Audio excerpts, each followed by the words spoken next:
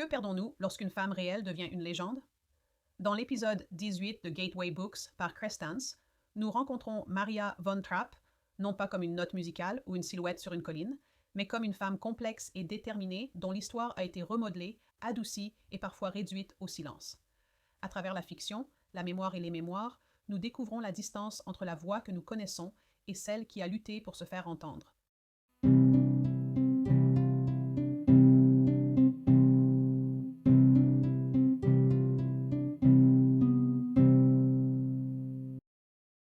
Nous nous souvenons de Maria von Trapp comme de la gouvernante chantante, tournoyant sur les sommets des montagnes, tombant amoureuse, fuyant la tyrannie avec courage et grâce. Mais la version que beaucoup d'entre nous connaissent ne vient pas de sa propre voix, mais d'une comédie musicale. Une histoire adoucie. Une silhouette façonnée par quelqu'un d'autre. Je suis Cindy Cruz et voici Gateway Books par Christas, un podcast où nous associons la fiction historique avec la véritable histoire qui l'a inspirée. Chaque épisode explore comment le passé est mémorisé, remodelé et parfois réécrit à travers l'histoire. Dans cet épisode, nous commençons par la fiction, Maria, un roman de Maria von Trapp par Michel Morand, pour entrer dans le monde intérieur de Maria. Un monde de foi intense, d'énergie débordante, de profonde conviction et parfois de vérité inconfortable. À partir de là, nous nous tournons vers les mémoires de Maria, l'histoire des chanteurs de la famille Trapp, où elle raconte l'histoire qu'elle voulait que le monde connaisse. Une histoire non pas de romance ou de musique, mais de croyance, de persévérance et d'abandon à quelque chose de plus grand que soi. Et puis, nous écoutons une troisième voix, celle d'Agathe von Trapp, la belle-fille de Maria, dont les mémoires, souvenirs avant et après. La mélodie du bonheur remettent en question ce que le monde a fini par croire sur leur famille. Les mémoires d'Agathe sont plus discrètes, parfois plus douces, parfois plus incisives. Ensemble, ces trois livres forment une sorte d'accord, des notes distinctes qui n'harmonisent pas toujours, mais qui appartiennent néanmoins à la même mélodie. Ce n'est pas une histoire sur la création d'une comédie musicale. C'est une histoire sur la création d'un mythe et sur la femme au cœur de celui-ci qui n'a jamais cessé d'essayer de partager sa vérité. Avant d'être la belle-mère de qui que ce soit, avant d'être une nonne chantante sur scène ou une légende cinématographique, Maria von Trapp n'était que Maria. Une orpheline au caractère bien trempé, avec une nature obstinée et un cœur plein de questions. Le roman de Michel Morand ne s'ouvre pas sur une prairie alpine ou avec des enfants en costume de marin. Il commence plutôt avec quelque chose de moins charmant et de plus chaotique. La tempête intérieure de Maria. Élevée dans un foyer abusif et poussée presque par accident vers la vie religieuse, la Maria fictive de ce roman n'est pas encore le pilier spirituel dont on se souvient souvent. Elle est volatile, dévote mais agitée, accablée par des traumatismes et profondément incertaine de sa place dans le monde. Plutôt que de plonger directement dans le mythe, Moran s'attarde dans l'espace où Maria n'était encore rien du tout. Nous la rencontrons au monastère de Nürnberg, pas encore engagée dans ses vœux et certainement pas prête pour le rôle de gouvernante. Elle a la langue bien pendue, est impulsive, farouchement intelligente et presque constamment en difficulté. Elle croit en Dieu, mais pas toujours en les gens. Elle s'accroche à sa musique, mais se détourne des éloges. Elle est, dans le meilleur sens littéraire, inachevée. Cette incomplétude permet au roman de se déployer, lorsque Maria est envoyée, pas tout à fait de son plein gré, pour s'occuper des enfants du capitaine von Trapp. La tension ne concerne pas seulement la classe ou la culture. Il s'agit de contrôle. Maria n'arrive pas simplement pour réchauffer une maison froide. Elle arrive en essayant de découvrir si elle appartient même à leur monde. Et ce qu'elle y trouve n'est pas de la romance, du moins pas tout de suite. Elle trouve de l'ordre. Elle trouve de la résistance. Elle trouve du chagrin dans 7 petits corps. Des enfants qui pleurent leur mère de différentes manières déchirantes. Et elle trouve Georg von Trapp, non pas comme un héros romantique et sombre, mais comme un homme en deuil, formel et réservé, qui ne sait pas quoi faire de cette femme imprévisible qui chante dans le jardin et parle à contretemps. Moran gère leur connexion lente avec retenue. Ce n'est pas la comédie musicale. Il n'y a pas de grand duo au clair de lune. Il y a de l'irritation, des malentendus, de la perplexité mutuelle, et puis quelque chose de plus doux qui commence à grandir. Pas de la passion, mais un partenariat, quelque chose construit à partir d'une dévotion partagée pour les enfants et d'un respect évolutif pour les convictions de l'autre. La relation est encore compliquée par la présence imminente du climat politique changeant de l'Autriche. Ce n'est pas une histoire éloignée de l'histoire. Elle vibre avec la tension de ce qui s'en vient. L'Anschluss, l'annexion de l'Autriche par l'Allemagne nazie, n'est pas un simple décor lointain. Il se profile lentement et de manière inquiétante, et nous ressentons les dilemmes financiers et moraux des von Trapp s'aiguiser en temps réel. Le refus de Georg de soutenir le régime nazi n'est pas seulement noble, il est coûteux. La famille marche sur une corde raide entre survie et résistance, et Maria se retrouve à marcher dessus, souvent sans certitude qu'ils atterriront en sécurité de l'autre côté. Mais le but du roman n'est pas la résistance, c'est la transformation. Maria, la novice incertaine, devient Maria la matriarche, non pas à travers un arc mélodramatique, mais à travers une série de choix longs et souvent douloureux. Elle choisit de rester. Elle choisit d'aimer. Elle choisit de guider la famille, parfois avec une énergie maternelle féroce, parfois avec la simple obstination de quelqu'un qui n'a jamais eu de douceur sur laquelle se reposer. Et pourtant, elle reste désordonnée. C'est une Maria qui perd son sang-froid, qui répond, qui remet en question Dieu même lorsqu'elle s'appuie sur la foi. Elle n'est ni patiente, ni parfaite, ni même toujours gentille, et c'est précisément pour cela qu'elle semble humaine. Moran lui permet de rester une personne, de résister à l'aplatissement qui se produit si souvent lorsqu'une femme devient un symbole. Il y a une section mémorable dans le roman où Maria réfléchit à ce que signifie être bonne, non pas dans le sens moral ou religieux, mais dans le sens domestique. Est-elle une bonne épouse, une bonne mère, une bonne chef pour leur performance musicale? Elle n'en est pas sûre, elle n'en est jamais vraiment sûre, et ce doute n'est jamais résolu, ni par les applaudissements, ni par le mariage, ni même par Dieu. Cette incertitude persistante est au cœur de la force émotionnelle du roman. Car si le monde se souvient de Maria von Trapp en termes généraux, joyeuse, vertueuse, altruiste, la fiction de Moran nous invite à imaginer les contours, les aspérités, les peurs inavouées, l'amour qui n'était ni instantané ni facile, mais gagné à travers le chagrin, la survie et une musique qui venait d'un endroit plus profond que la simple performance. Les enfants sont dépeints ici, non pas comme des caricatures précoces, mais comme des individus, certains résistants, certains souffrants, certains essayant simplement de grandir dans un monde qui ne cesse de changer sous leurs pieds. Les dynamiques entre Maria et Agathe, l'aînée, sont particulièrement tendues.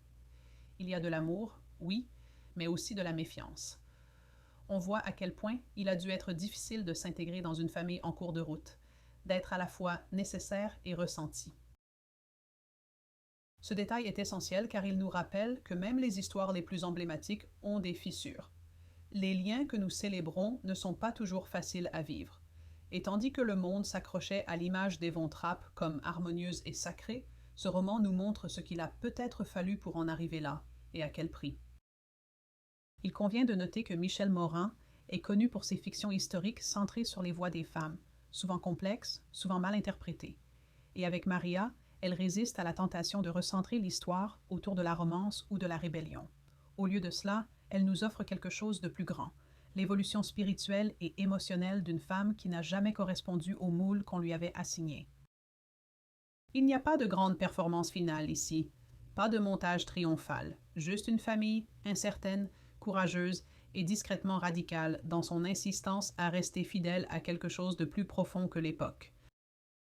Ce que ce roman nous offre, c'est la chance de nous asseoir avec une femme dont la force ne venait pas du chant, mais de la survie, et dont l'histoire, malgré toute sa renommée, mérite encore d'être vue sous un nouveau jour. La fiction nous invite à imaginer ce qu'une personne aurait pu penser ou ressentir, à combler les silences pour humaniser l'icône. Mais maintenant, nous nous tournons vers la voix elle-même. Dans The Story of the Trapp Family Singers, Maria von Trapp raconte sa propre histoire, simplement, délibérément et avec peu d'intérêt pour le mythe. Ses mémoires ne sont pas un écho de la comédie musicale ou une perte romantique, c'est plutôt un récit spirituel de devoir, de maternité et de survie, raconté par une femme qui croyait que sa vie avait été façonnée par la providence et non par l'intrigue. Maria von Trapp voulait être claire sur une chose. Ce n'était pas une histoire d'amour. pas de la manière dont le monde la présenterait plus tard, en tout cas. Lorsqu'elle a écrit l'histoire des chanteurs de la famille Trapp, elle n'essayait pas de romantiser son passé ni de le dramatiser. Elle essayait de rétablir la vérité, de partager sa vérité. Et ce qui comptait le plus dans cette vérité, plus que la musique, plus que la romance, plus que la fuite, c'était Dieu. Maria voyait sa vie comme une série de tournants providentiels. Elle n'a pas cherché la famille Von Trapp. Elle n'est pas tombée amoureuse au premier regard. Elle n'a certainement pas rêvé d'une carrière sur scène, ni ne s'est imaginée comme une icône culturelle. Ce qu'elle a fait, encore et encore, c'était obéir à ce qu'elle croyait être la volonté de Dieu, même quand cela la rendait confuse, l'effrayait ou semblait totalement impraticable. Dans ses mémoires, elle écrit avec conviction, avec humour, et souvent avec la voix assurée de quelqu'un qui a déjà vécu de nombreuses vies. Il y a une simplicité dans son ton, une qualité terre-à-terre, qui fait que même les événements les plus dramatiques ressemblent moins à des points de l'intrigue et plus à des interruptions des tâches quotidiennes. Et pourtant, sous cette vivacité, il y a autre chose, la révérence. Maria n'embellit pas, mais elle élève. Chaque étape de son parcours, de son entrée à l'abbaye, à la prise en charge des enfants Von Trapp, jusqu'à son mariage avec le capitaine et la construction de leur carrière musicale, est présentée comme faisant partie d'une chorégraphie divine. Elle ne se voit pas comme une héroïne, elle se voit comme un instrument. Cette perspective façonne tout. La romance, si on peut l'appeler ainsi, est presque racontée en passant. Elle n'est pas tombée amoureuse de George Von Trapp. Elle dit qu'elle aimait les enfants et supposait que Dieu redirigeait sa vie. Le jour de son mariage ressemble plus à un acte d'obéissance qu'à un moment d'extase. Cela ne veut pas dire qu'il n'y avait pas d'affection, mais simplement que ce n'est pas au cœur émotionnel de l'histoire. La comédie musicale place Maria au centre d'une histoire d'amour. Maria s'est placée au centre d'un appel spirituel. Cette distinction est importante car elle reconfigure la manière dont nous lisons chaque partie de son histoire. Lorsque la famille commence à se produire, d'abord dans des festivals locaux, puis à travers l'Europe et finalement dans le monde entier, elle n'est pas intéressée par le glamour. Elle est intéressée par le but. La musique était sacrée. Leurs harmonies, leur discipline, leur vie partagée. Tout cela, pour elle, était au service de Dieu, pas des applaudissements. Même leur fuite d'Autriche est racontée sans fanfare. Pas de traversée dramatique des montagnes, pas de bande sonore envoûtante, juste une planification discrète. Des difficultés financières. La conviction morale de ne pas chanter pour les nazis. Une décision prise en silence, bien avant que l'histoire ne la transforme en légende. En lisant ses mémoires, on se rend vite compte que Maria ne joue pas un rôle pour le lecteur. Elle explique, prêche, parfois, et nous rappelle toujours que le monde d'où elle vient, l'Autriche entre les guerres, l'Église catholique, la discipline de l'abbaye, l'a façonnée bien plus profondément que tout ce dont l'Amérique se souviendra plus tard. Il y a quelque chose de profondément admirable dans sa franchise. Elle ne cherche pas à se rendre aimable. Elle est stricte, sérieuse, souvent drôle, mais rarement douce. Elle raconte des histoires sur l'arrivée de la famille aux États-Unis, le travail éreintant de la gestion d'une ferme dans le Vermont, les difficultés financières qu'ils ont endurées et la discipline nécessaire pour maintenir leur vie musicale. Et elle les raconte avec fierté. Ils ne cherchèrent pas le confort, ils cherchèrent le sens. Et pourtant, malgré toute sa clarté, il y a des zones d'ombre dans les coins. Tout n'est pas dit. Certaines relations sont passées sous silence. Certaines tensions ne sont qu'évoquées. Maria présente la famille comme un cœur uni, mais on peut sentir l'effort qu'il faut pour garder la chanson en harmonie. Elle parle peu de désaccords, encore moins d'émotions. Ses enfants dans le mémoire sont principalement mentionnés en groupe, les petits, les garçons, les filles. Ce n'est pas impersonnel, mais c'est collectif. Il y a un fort sens du devoir, mais pas toujours d'intimité. Et c'est là que le silence commence à avoir de l'importance. Car pour toute sa force, les mémoires de Maria semblent construites pour maintenir quelque chose ensemble, une image, une famille, un but. Ce n'est pas malhonnête, mais c'est soigneusement composé. Cela ne diminue en rien sa valeur. En fait, cela peut même l'approfondir, parce que ce que nous lisons n'est pas seulement l'histoire d'une vie, c'est l'histoire de la façon dont une femme a choisi de représenter cette vie, ce qu'elle a mis en avant, ce qu'elle a minimisé et ce qu'elle a jugé essentiel. Et si nous écoutons attentivement, nous commençons à entendre à la fois l'harmonie et la tension. La foi inébranlable, la fatigue qui devait accompagner le fait d'être le ciment, le coup silencieux d'être perçu encore et encore comme la forte.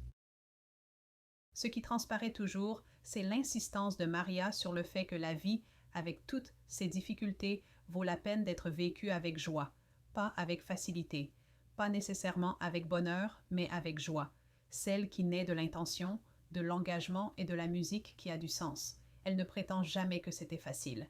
Elle croit simplement que cela en valait la peine, et elle le raconte de cette manière. C'est la version de Maria qui apparaît rarement à l'écran, pas une héroïne romantique, pas une gouvernante excentrique avec une guitare, mais une femme avec une détermination profonde, une intelligence aiguisée et une dévotion infatigable. Une femme qui voyait le monde non pas comme quelque chose à conquérir, mais comme quelque chose à servir. Et bien que son histoire ait été racontée avec des couleurs plus vives et des traits plus larges, l'histoire des chanteurs de la famille Trapp reste sa propre composition, arrangée dans sa tonalité, chantée de sa voix, et offerte non pas pour la gloire, mais pour la foi. Mais même l'histoire la plus soigneusement composée laisse de la place à d'autres voix.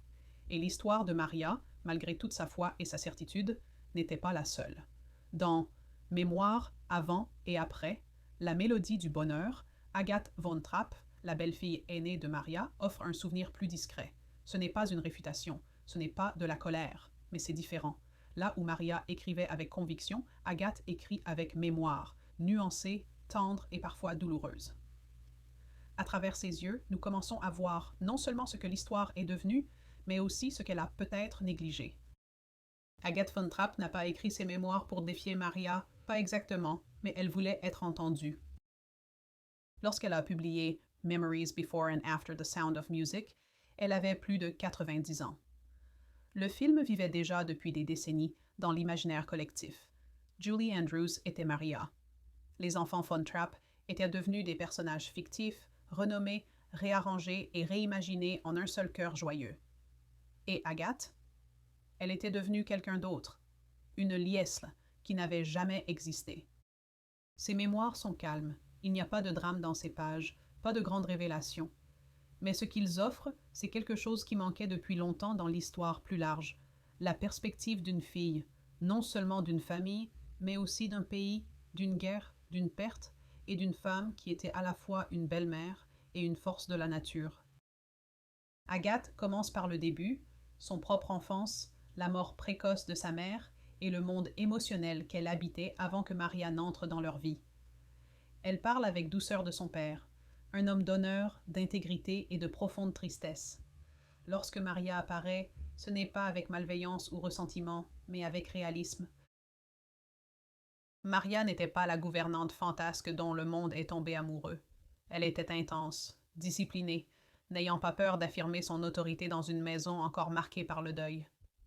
Agathe ne l'attaque pas, mais elle ne la romantise pas non plus. Elle se souvient des tensions, des luttes de pouvoir, de l'ajustement difficile d'avoir quelqu'un qui prend en main le rythme de la maison, les cœurs des enfants et l'attention de leur père. Elle se souvient aussi de l'amour et de la gratitude. Elle attribue à Maria le mérite d'avoir maintenu la famille unie pendant une période incroyablement turbulente. Mais son affection est nuancée, non idéalisée. Là où Maria voyait un ordre divin, Agathe voyait une perturbation, nécessaire peut-être, mais pas sans douleur. Il y a une douleur qui traverse ses mémoires. Ce n'est pas de l'amertume, c'est la douleur d'être mal compris, d'être transformé en quelqu'un d'autre. Agathe n'était pas liesle, elle ne chantait pas qu'elle avait 16 ans et qu'elle allait en avoir 17. Elle était une personne réelle avec une vie réelle, et quand le monde la regardait, il voyait un personnage à la place. Vous pouvez sentir qu'elle essaie de démêler cela, pas avec colère, mais avec clarté.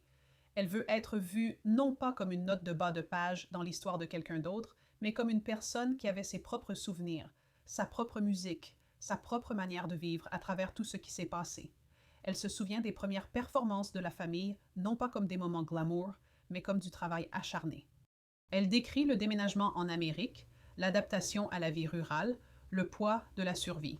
Elle parle de la joie, oui, mais aussi de l'effort qu'il a fallu pour maintenir l'apparence de la joie alors que tout autour d'eux était incertain. L'écriture d'Agea est modeste. Elle évite le mélodrame. Elle parle simplement, comme si elle faisait confiance au lecteur pour comprendre ce qui se cache entre les lignes. Et ce qui s'y trouve, c'est ceci. Parfois, La version de l'histoire que le monde choisit n'est pas celle que vous avez vécue. Et parfois, même les familles les plus aimantes portent des lignes de faille. Elle ne condamne pas Maria. À bien des égards, elle lui rend hommage, mais elle refuse aussi de la simplifier. Maria, dans le récit d'Agathe, était aussi humaine que n'importe qui, inspirante, imparfaite, brillante, épuisante. Elle n'a pas besoin d'être une méchante pour avoir laissé des cicatrices, et elle n'a pas besoin d'être parfaite pour avoir maintenu la famille unie. Ce que propose le mémoire d'Agathe n'est pas une correction, mais un compagnon. Un fil parallèle à l'histoire que nous pensions connaître. Il nous rappelle que la mémoire n'est pas un monologue, que derrière chaque figure publique se trouve un réseau de personnes avec leurs propres histoires, leurs propres vérités et leurs propres douleurs silencieuses lorsqu'elles sont effacées.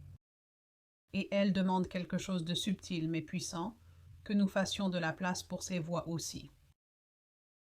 Dans la mémoire culturelle plus large, l'histoire d'Agathe ne sera jamais aussi retentissante que celle de Maria. Elle n'aura pas de comédie musicale, elle n'aura pas de violon envoûtant, ni de colline en technicolore, mais elle a autre chose, quelque chose de plus stable. Elle a l'honnêteté, elle a la retenue, et elle a une prière silencieuse. Ne pas changer l'histoire, mais se rappeler qu'il y avait plus que cela, plus de voix, plus de tension, plus de vérité. Maria von Trapp est devenue un nom connu de tous, mais pas de la manière qu'elle avait imaginée. Le monde a embrassé son histoire à travers la musique, à travers le cinéma, à travers le mythe d'une gouvernante joyeuse qui a chanté son chemin dans le cœur des enfants et hors d'un pays au bord de la guerre. Mais derrière ce mythe se cachait une femme qui vivait avec conviction, fatigue et foi. Une femme qui ne cherchait pas à être mémorisée, seulement à vivre honnêtement du mieux qu'elle pouvait. Et comme tant de femmes façonnées par l'histoire, puis remodelées par la culture, la véritable histoire de Maria est plus difficile à saisir. Elle est moins ordonnée, moins musicale, mais tout aussi significative. À travers le roman de Michel Morand, nous pouvons l'imaginer en couleurs vives, imparfaites, déterminées, inachevées. À travers ses propres mémoires, nous l'entendons parler avec ses propres mots, de discipline, de providence, de famille et de survie. Et à travers la mémoire d'Agathe, nous nous rappelons ce qui est souvent oublié, qu'aucune version d'une histoire n'est suffisante, pas même celle racontée avec les meilleures intentions. Merci d'avoir passé ce moment avec moi sur Gateway Books par Crestons. Chaque épisode est une invitation à revisiter les histoires que nous pensons connaître et les personnes qui y vivent. Si vous visitez crestons.com, vous trouverez bien plus que des épisodes passés et des listes de lecture. C'est un espace pour les lecteurs avec des cadeaux réfléchis, une décoration soignée et des rappels discrets que les histoires façonnent les espaces dans lesquels nous vivons. Aimez, partagez et abonnez-vous si cet épisode vous a touché. Et je vous dis à la prochaine.